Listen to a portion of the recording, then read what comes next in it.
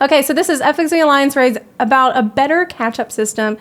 His opinion on the Alliance raids in this game as compared to, I assume, raids in WoW. Let's see how this goes. Undeniably, there are little bits of Final Fantasy XIV that I haven't talked about at all, despite me doing them several times. And I really want to bash them out here. Like, this would be like the Alexander raid, or really the Coils of Bahamut. I haven't talked about those yet, but one thing that constantly comes up with what did you think is the Alliance raids. These are the larger scale raids where there's like 24 people, 16 people, all. Okay, so at this point, he just got into Stormblood, so he probably has not unlocked and done the Ivalice raids yet.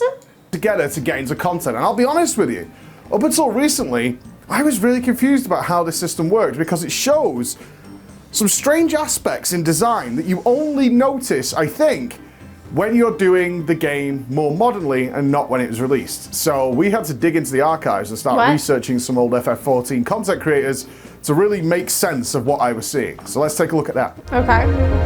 What?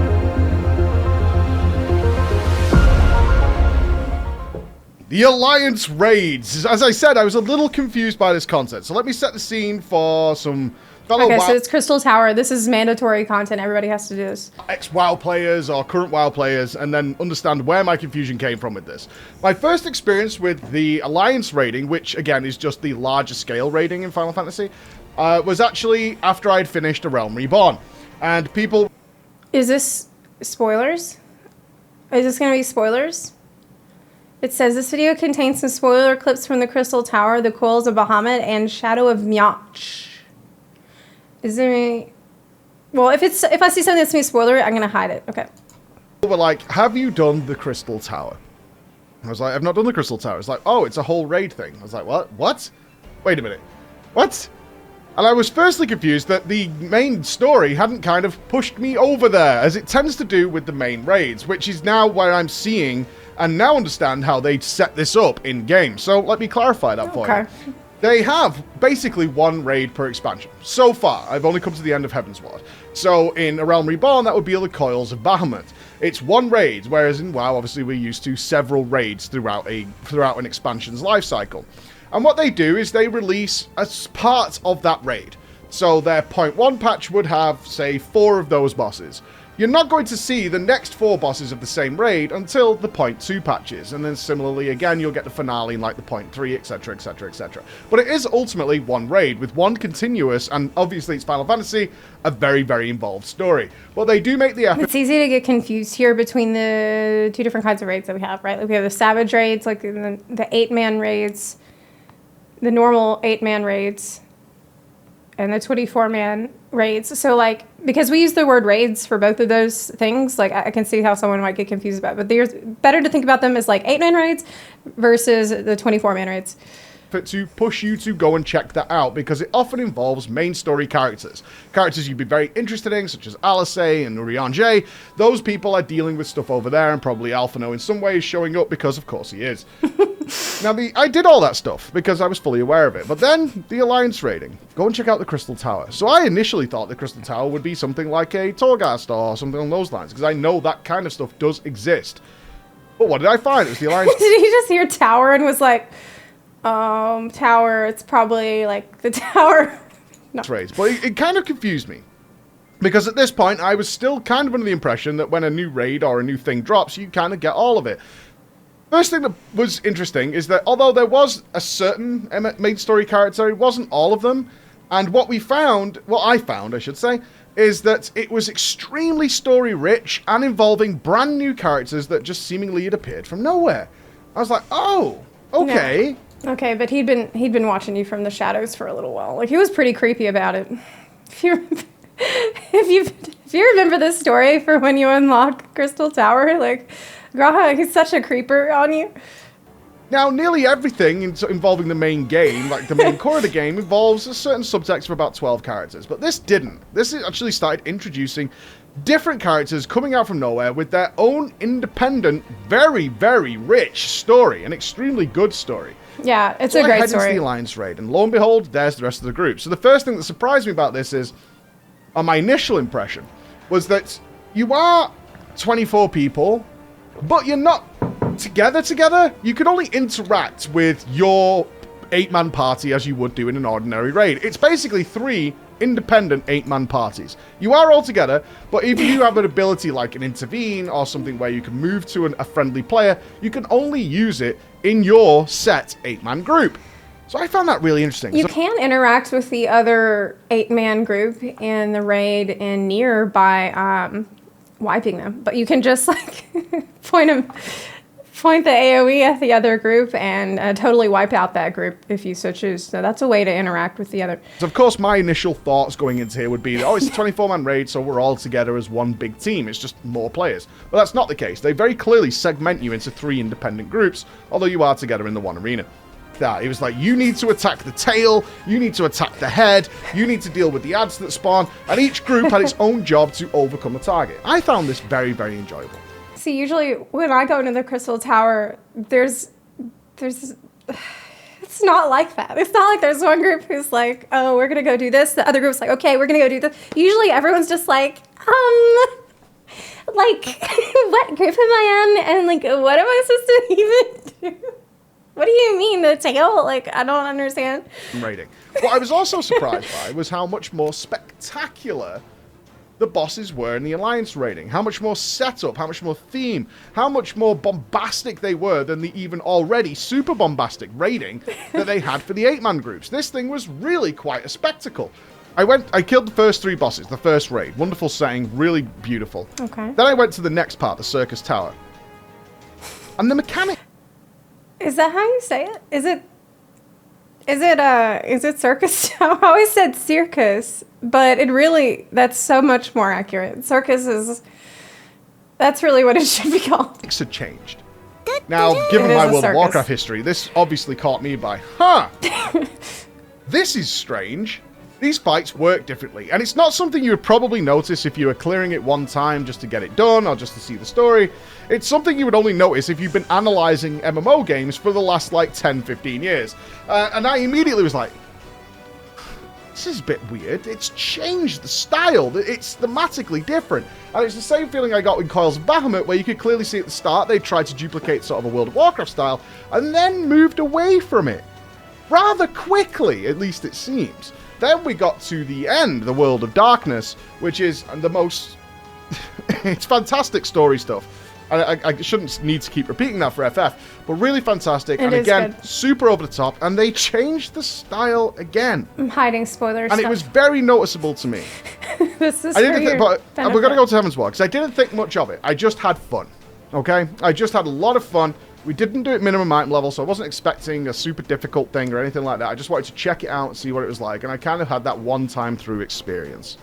Then we get to Heavensward, and I finished the Heavensward main story, and I'm thinking, I haven't seen the Alliance raid yet. Yet, there is a quest sitting in my log that they did make me aware of called Sky Pirates. Oh, yeah! Now... Ooh, yeah. Unfortunately, it was revealed to me that that's the Alliance raid for Heavensward. I was like, oh, okay, so they have done another one, because at that point, I kind of figured they'd maybe dropped the idea, or it was something that was going to come later, or something that would appear during the main story, or it was a side thing that I just hadn't found yet. What a good cutscene. Look how sexy everybody is in this cutscene. Well, there I had this Sky Pirates thing. And once again, this time, a more independent story than the one in A Realm Reborn. Involving none of the main story characters. Yeah. At all. That's true. I didn't think about that. Completely brand new characters. And surprisingly, extremely story rich. More so than a... What I really liked about this story was how it's mostly... Okay. Like, what I really liked about this... It was mostly how... It's leaning on you being an adventurer, not so much as you being like the hero of the realm, but more like an explorer and adventurer. Realm Reborn. I'm talking like 20 to 25 minutes of setup, character introduction, building up a rapport, understanding the motivations, the whole thing. And I was like, this is interesting compared to what I'm used to. It's like, this is a really new thing. It's like, here's these brand new characters. Some of them have got charisma, some of them are evil, some of them are doing strange things. We've got a whole new area in terms of a sky base. Interesting again. And so we go into this raid, and it was nothing like I expected. I mean, I do have to give special shouts here to the Void Ark, and just how sinister and evil that place is, and how wacky and, like, you just feel like you're in hell in there.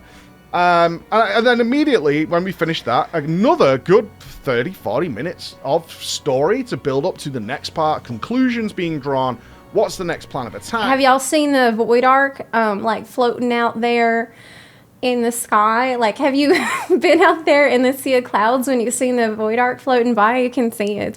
It's pretty cool. I'm moving on to something called the Weeping City. In the now, distance. after seeing something as spectacular as the Void Ark, how on earth are they not going to use that place again? It's a giant spaceship fueled by coffins of death. Yeah. How are they not using that again? They don't need But to. they didn't. They don't need to. An entirely new zone is built and constructed for part 2 of the Alliance Raid. And you don't go back to the Void Ark. And I was like, what? No. Really? You've built this monstrous, colossal place and you're not going to use it again? We And in fixed fact, it. what you've done is built a second, brand new, equally as colossal place for the next part. And then they did it again for the third part. And once again, the mechanics of the bosses were distinctly different. So, Yeah. this is where I had to start doing some research. I had to understand what I was seeing here from a gameplay standpoint, from a Square Enix standpoint, trying to understand the minds and attitudes that were going on here. And what do I find out is this is actually the catch-up system. I didn't know this until this point. That's why I'm telling you this little story. I didn't know this. So the way they actually do this is they release their main raid, the Coils of Bahamut, Alexander. This is a good boss. I really liked it. And then in the 0.5 patches, that's when you get the Alliance raid. So you get a piece of raid content every single patch. And this is where we had to start doing some research. So I sent our wonderful, wonderful staff member, Bex, and she went off to find out. Bex is amazing. I just want to say, like, I interacted with Bex whenever I was helping. This is a what is this? You know, we were doing the housing competition judging, and I had such an excellent interaction with. Okay, let's. What were the initial Unpause. impressions of the Alliance raid? Because there apparently isn't many, if any, really, FF14 content creators who dug into stuff as deeply as we would over here, and several of the WoW content creators would have done, into looking into what's going on, and seeing what the feedback is, and putting that all together so we can look back through. I remember when Void Ark came out, I think I had just started playing the game. I was a brand new player. And this was like the first Alliance raid that I ever did. Because, I mean, back then you didn't have to do Crystal Tower. I think actually I didn't do Crystal Tower for a long, long time. And I remember I was tanking. I got the Void Ark chess piece, like the Fending chess piece, that first week of the Alliance raid being out, and I was just so lucky to actually win the chess piece, and I was so proud of myself, and I was standing around in Limsa, like, showing it off. Like, check out the new Fending chess piece that you can, like, if you get it lucky this week, then you can have it. I was so proud of myself. Like I could do on my history on my channel and feel what did I think about at the time. It's a good Because our memory. opinions change all the time. One thing you love something and then something doesn't work out. Okay, Torgas. Loved it when it was first impression. Not so much now. And what do I find? Is that they do have these gaps from the 0.5s to the 0.5s to make this stuff. And it is optional. Why? It's the catch-up system for the people who don't enjoy doing the hard mode raiding. Yeah. And then it started to fall into place to me. They do release the Coils of Bahamut and Alexander, but not everybody's going to go into the Savage version of those, because they just don't enjoy that stuff. They're there for the story, they want to see the bosses, they want to have a good time, they might have a little bit of progress to do in their normal, but they don't want to jump into the Savage style, where they're doing the full waltz in order to try and defeat these bosses. They're just not into that. What they do love, though, is the FF story, as many people do. And then, they fall a little bit behind on gear and things like that. They're missing out on some stuff. So here comes the Alliance raids. Yeah. They're not as hard, but they are bigger, so they allow a lot of the player base, which makes sense, because this is for more of the casual player base. Larger group of people.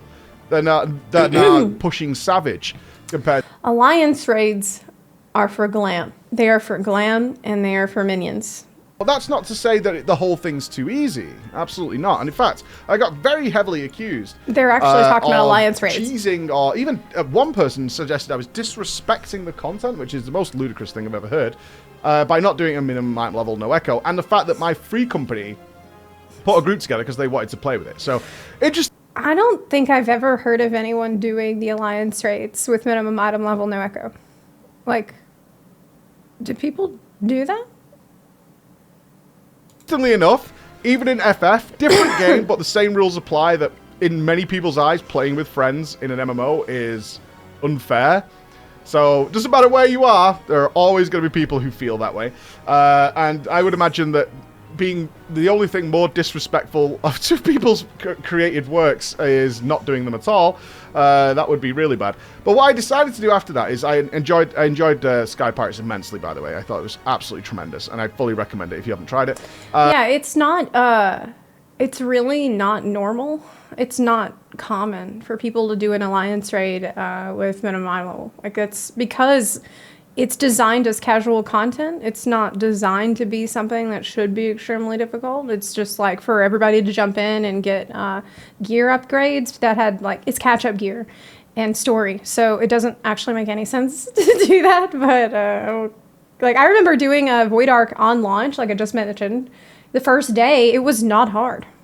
Like most new raids are not hard. The only new raid that was actually hard day one, like kind of hard, was like wiping lots of raids, was some of the Evilus raids. That was more challenging. So maybe you could make a case for it with that, but even then you couldn't make a case for like, oh, you're disrespecting the content. It's a really stupid thing to say. I went back and I pugged it afterwards. I went back and I decided to pug it to get a better feel for it. Just to see what would happen in the pugs. Because one thing I was seeing is, with the huge amount of people watching, is like, oh, pugs fail this all the time. Because there are some very tricky bosses in there. There were certainly bosses, if I would have seen them, would be like, this is the pug killer. And I was curious to see how it was. Actually worked out fine. It was totally fine, because I imagine most people have done it a few times, they understand it, etc., etc. What I can't do is go back and try it at this time. I can't do that. It's not that year. Coming back to the mechanics side, which is what really grabbed my balls, right? Whoa! is we found the feedback and how they very quickly changed their minds on how these raids should work. Now, this is a really cool thing, because what you can see is looking through the feedback at the time. So you might say, we found feedback for the first part of Heavensward, Lost Ark. Okay. And the general notes, the feedback then was, the bosses were stronger mechanically and felt thematically connected and fit into that raid, right? So they fit perfectly, but they were too easy. Yeah, that's and what more I just people said. At the time. That's what I just said. I was there 3,000 years ago. And I remember we just steamrolled through it day one with like not even the best gear. They were wiping on the trash than the bosses. Now, I felt that. I felt that very quickly. Like, although we were crushing the trash, the bosses didn't really do much. And often with FF14, especially as I play blind, so I have no idea what's going to happen in there, I am lazy. Oh my god, I just had a flashback. Oh, I didn't want to remember that. Okay, I just had a flashback to this part. I think it was in Void Ark where it's like an in-between room between two bosses, and there's 3 little flowers that have poison coming out of them, and every group needs to go to a different flower, and everybody has a different job to do, and if you don't do your job correctly, then poison's going to go through the whole room and kill everybody, and nobody's going to figure out who did it or why it happened. You're just going to keep wiping and coming back and wiping and coming back to the same. You're never going to even get to the next boss. Yeah, I remember that. Yeah, I remember laser focused. I don't care about my rotation or anything like that. I'm really laser focused on what does this boss do, because I'm like a sponge. I need to bury that memory again. Absorb everything that happens, because then I could deal with this boss on every character, focus on my DPS every single time after this. So in the second part, they added more mechanics. They added new challenges. They made it much more difficult. Now, it got to the point where, looking at the feedback from the players at the time, they actually put too much in on certain fights. They actually put too much in. And they was like, this is too much. So they tipped the scales, but not by swinging the hammer, which is what I'm so often used to seeing. It's like, it's too easy. Right, we'll make it super hard. Yeah. Right? No, they went, it's a little too easy, not much happening here. Little too hard now, little too hard. And then by the time we get to the third part, into the Dunscathe, yeah, they pull it back just that little bit more and try and nail it as close as possible as they can, which you can't do, interestingly enough, with just releasing one raid tier. You have to buff and nerf things as you go. You can't really strip out mechanics, otherwise you end up with what we would consider the LFR situation, where certain bosses don't feature the name of the boss at all.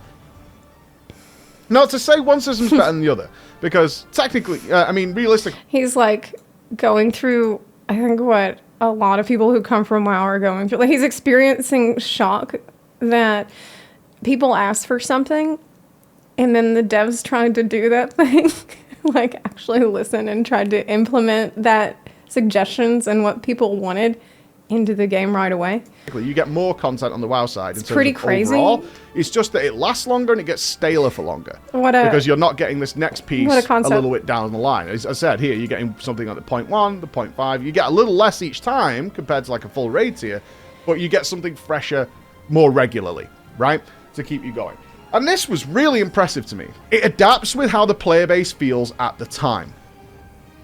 Because they're in real time adjusting the same raid in order to get it into line with how the players feel at the time. And one thing that's always important is your player base changes as time goes on, because they're influenced by the other games that are coming out. What you can't do is stick to your A Realm Reborn formula through and through. That's not going to work, because that's great then, but over time, more and more stuff is happening. More innovation is happening. More introductions of new mechanics is happening. People are discovering new things in other games, and that's going to be influencing you all the way there. And that's going to change your player base. Well, I went and played X. I wish X was in here, and wish Y, and now feel about this way. All these kinds of... It makes me wonder, him saying that makes me wonder how the raids will evolve and change in Endwalker. Different opinions are going to happen, and you can see, and I can physically see it, and it's very impressive. And especially in the Alliance raiding. There's a little bit of it in the main raid, but I'll come back to that in a different video. But in the Alliance raid... Man, I cannot wait for him to finally get to the Shadowbringers raids. Like the Savage raids for Shadowbringers. I know he's going to have such a good time in it. Which is designed for the more casual player base. You can clearly see where the frustrations are happening, such as... originally we had all the independent groups, the 3 independent groups, doing different things. But if one of them failed, the whole group wiped. And that's not fun.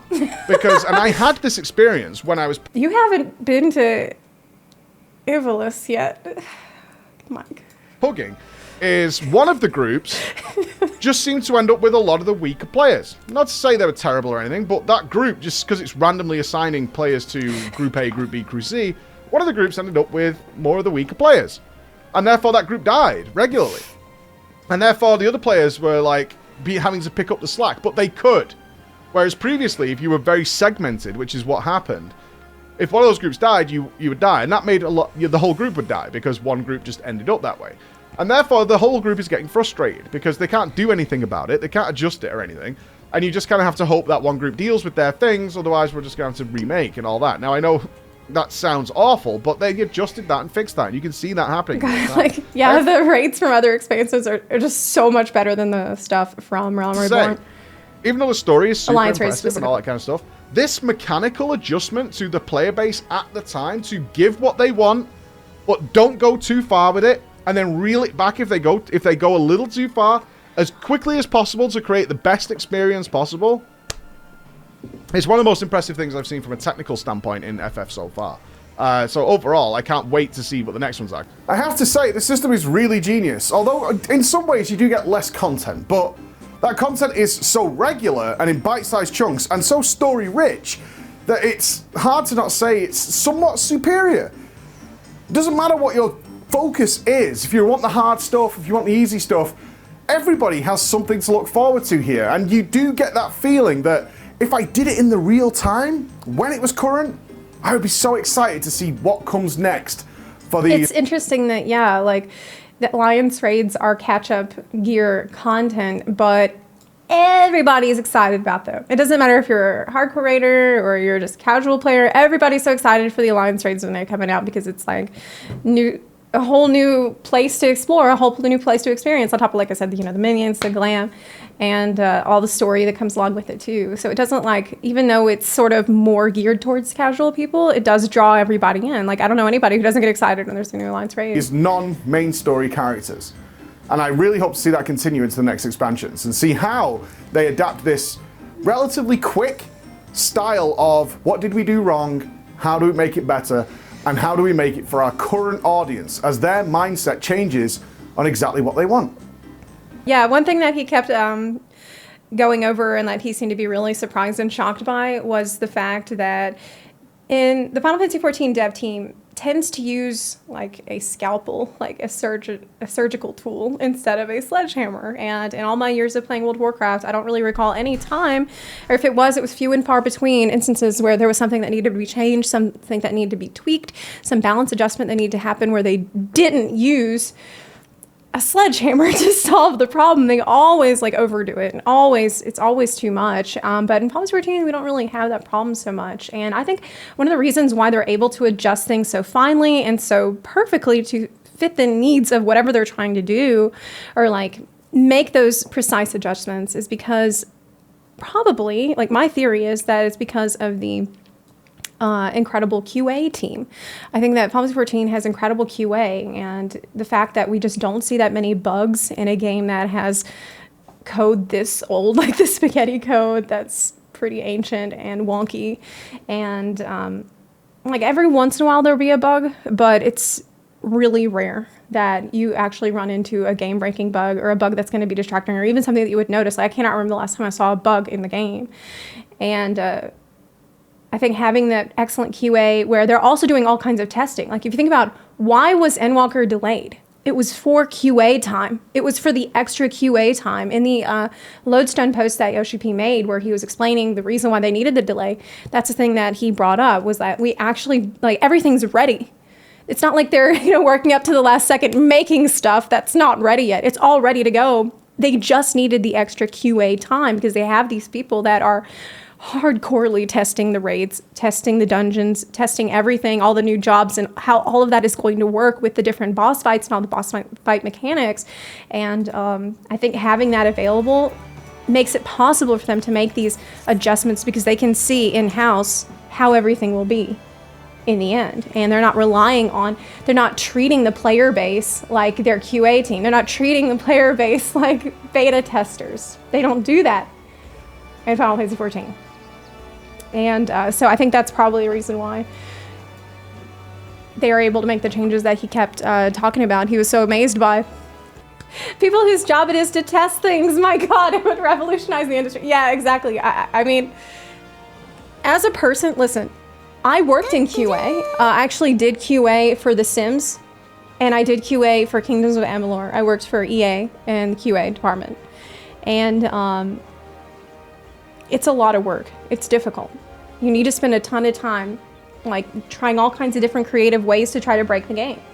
And this is what, in the lead up to Shadowlands, I couldn't help but feel shocked by the sheer amount of testing, like actual work that I would have done as a paid QA tester for EA, that the community does, like content creators do, on the PTR in the months and months leading up to the expansion, to the point that by the time the expansion even rolls around, I saw like content creators that had been watching express that they were tired of it. They didn't want to test anymore. They were tired. They've already done all the testing for free, by the way. And they weren't even hyped about the expansion by the time it came out because they'd done so much testing. And I think this is really wild.